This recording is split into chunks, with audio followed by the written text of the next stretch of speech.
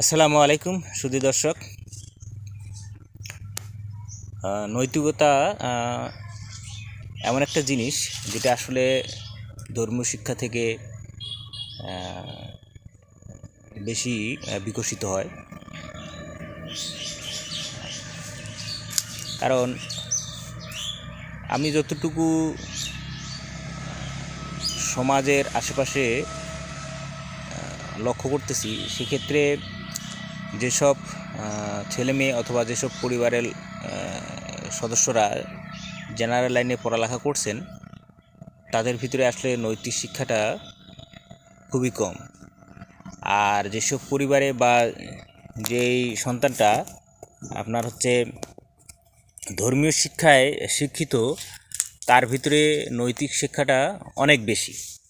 এখন যে কোনো ধর্মের হতে পারে, সেটা মুসলিম ধর্ম হতে পারে, হিন্দু ধর্ম হতে পারে, বৌদ্ধ, খ্রিস্টান, হোয়াটএভার, যে কোনো ধর্মের মানে ধর্মীয় শিক্ষাটা থাকলে নৈতিকতাটা আসলে বেশি লক্ষ্য করা যায়। কথাটা আমি কেন বললাম, চুয়াডাঙ্গায় একটা ঘটনা ঘটছে। ঘটনাটা হচ্ছে গত 22 মার্চ মেবি, মানে একটা ছেলে, সে মোবাইল গেমে খুব আসক্ত। তার বাবা দেখলো যে পড়াশোনা বাদ দিয়ে এই ছেলেটা সবসময় এই মোবাইল গেমে আসক্ত থাকে। তো স্বাভাবিকভাবেই বাবা তো চাবেই যে তার সন্তানটা সুশিক্ষায় শিক্ষিত হোক, সে একটা আদর্শ বা সে একটা নৈতিকতার মধ্য থেকে বড় হোক। তো বাবা যখন ফোনটা কেড়ে নিল, কেড়ে নেওয়ার পরে ওই সন্তানটা এত বেশি রেগে গেল যে রেগের বহিঃপ্রকাশ হিসেবে পরবর্তীতে একটা অবিশ্বাস্য ঘটনা ঘটে বসলো, যেটা আসলে কল্পনা করা যায় না। একজন সুস্থ স্বাভাবিক মানুষের কাছ থেকে এটা প্রত্যাশা করা যায় না, বা যার ভিতরে নৈতিক শিক্ষা আছে তার কাছ থেকে এটা কখনোই প্রত্যাশা করা যায় না। ঘটনাটা কি, বাবা নামাজ পড়তেছিল, মানে মোবাইলটা তার কাছ থেকে কেড়ে নিয়ে এসে ঘরের মধ্যে রেখে দিয়ে এসে বাবা যখন নামাজ পড়তেছিলেন, হঠাৎ এই ছেলেটা মানে রাগান্বিত যেহেতু ছিল, পিছন দিক থেকে এমনভাবে আঘাত করে যে বাবা সেখানে লুটে পড়ে, নামাজের মশলায় লুটে পড়ে।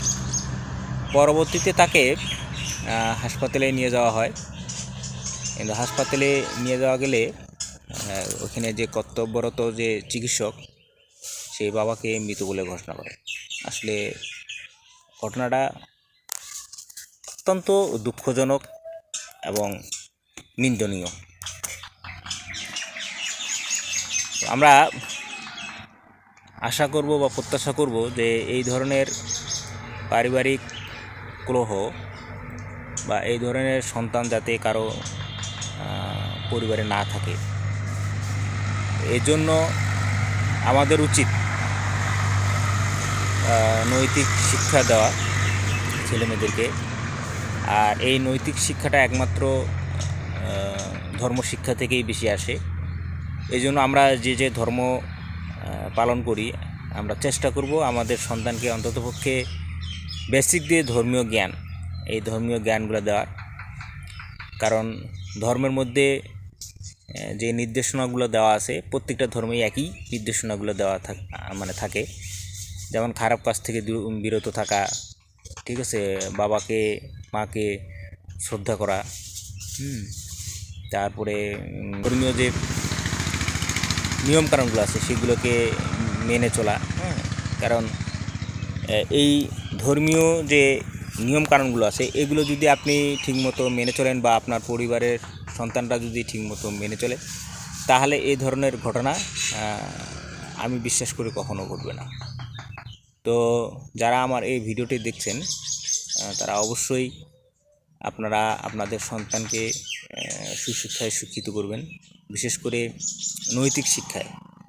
আর এই নৈতিক শিক্ষাটার জন্য অবশ্যই ধর্মীয় শিক্ষা অত্যন্ত প্রয়োজন। তো আমি আশা করব আপনারা নিজ নিজ পরিবারের যে সন্তানরা আছে এই সন্তানকে অবশ্যই ধর্মীয় শিক্ষায় শিক্ষিত করবেন এবং সন্তানকে সুশিক্ষায় লালন পালন করবেন। সবাই ভালো থাকবেন, সুস্থ থাকবেন। আসসালামু আলাইকুম।